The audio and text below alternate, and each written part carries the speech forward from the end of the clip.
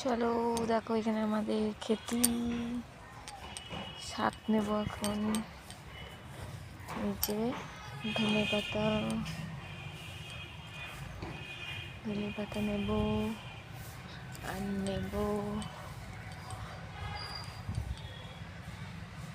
কলমি শাক। আর ওইদিকে দেখেছো মূল্য হয়েছে, ওইদিকে পনকা শাকও আছে।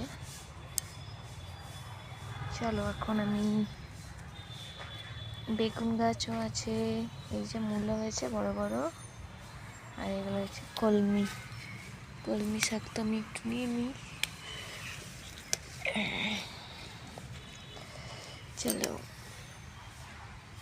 আমাদের চারিপাশটা বাড়ির এই যে